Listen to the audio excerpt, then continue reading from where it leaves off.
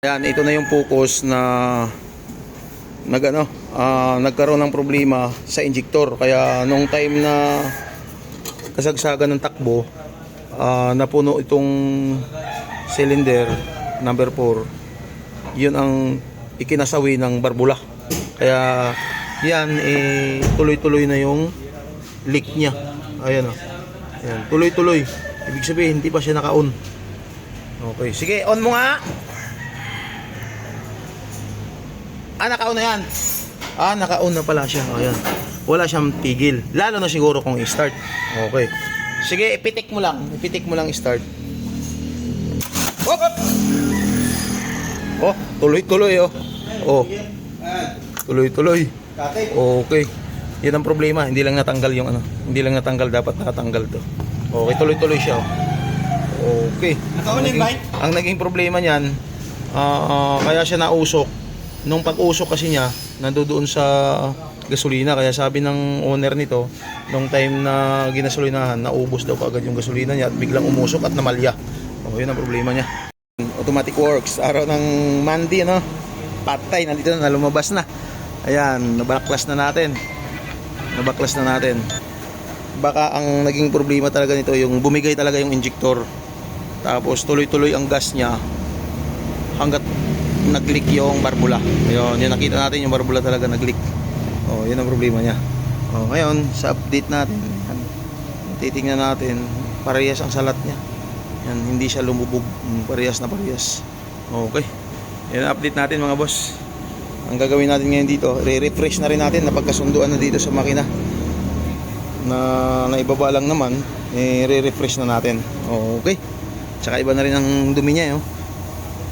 Iba na rin, makapal na rin. Okay.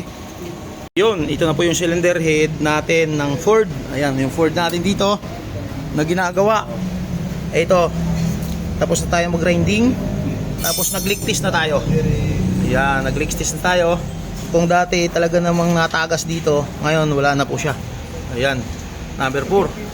Okay, testing natin dito kasi intake lang to sa exhaust naman. Okay, ayan, linahat na natin, puro na may mga laman yan. May mga laman na yan. Ang pangligtis natin, kerosene, pinapakamahal pa. Ayan. Okay, wala na siya. Ayan, ibabaliktad natin, nasa intake na tayo, exhaust. Ayan, linagyan na natin lahat yan. Alright, okay na. Salpak na natin. Ito, linilinis, talagang pinapakintab ng todo, lalo din dito sa kabila. May habanatan na. Kaya asimbol na natin kasi anong nangyari dito, pero pinalabas natin yung piston. Tinignan natin main bearing, Conrad bearing, okay naman. Alright. Nagpalit tayo ng injector. Titingnan natin ngayon kung bubuga na siya lahat. On. On lang. Start. Yeah, diretso. Diretso mo. Tuloy-tuloy lang. Tuloy na. Yun, ang ganda na. Pya. Rotation na, maganda na rotation. Ulit. Saba. Sige. Yeah, start. Yun. Okay na. Pwede na ilagay. Yan, dahil gumagana na siya, ibabalik na natin. Ilalagay na natin sa dito sa mga holes na to.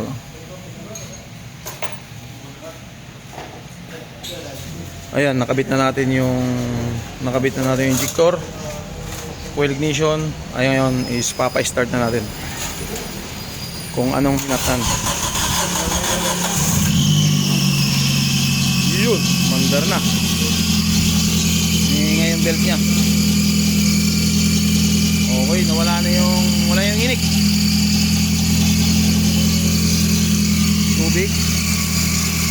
Tubig lang muna, mamaya palitan. Ayan, dahil bagong start. Ayan, bagong start. Pag bagong start, automatic po yan. Yung liner natin, puno po siya ng langis. Yung piston, ayan, normal po yan. Okay. Titingnan natin is hindi na siya palyado.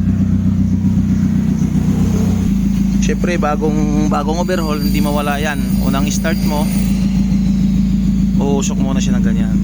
Maya maya pag nawala na, natuyo na lahat. Halimbawa natuyo na lahat, talagang maliban lang kung talagang may problema doon sa pagkakabit, hindi mawawala yan. Okay. Yan, mukhang isang oras na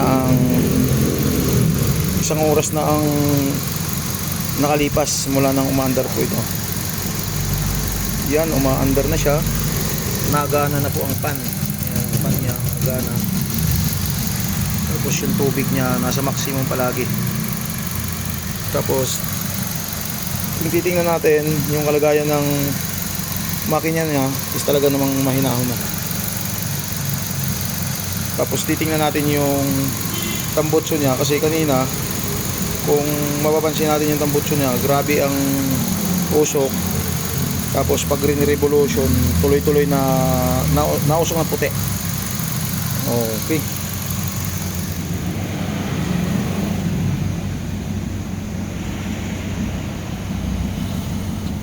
Ayun na. Yan, na-under siya. Wala na po siyang usok. Yan, nakuha na. Tapos syempre pupunta tayo dito sa dashboard. Titingnan natin. Mayroong problema yung mayroong problema yung check engine. Nakailaw.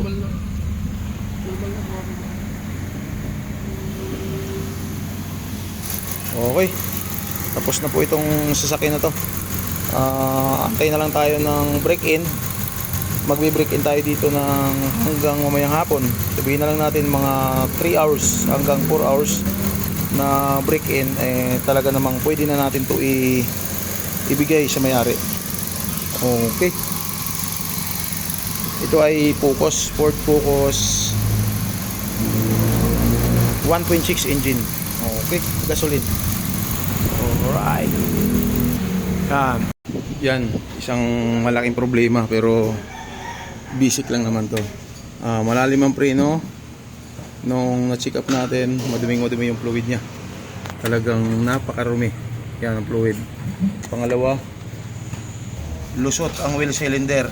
Kaya yun ang naging problema kung bakit nalusot ang preno niya kahit makapal ang preno niya. Okay. Ito, itataktak natin kung gaano siya kadumi. Halos wala ng kapit oh. Contaminated na yung fluid oh.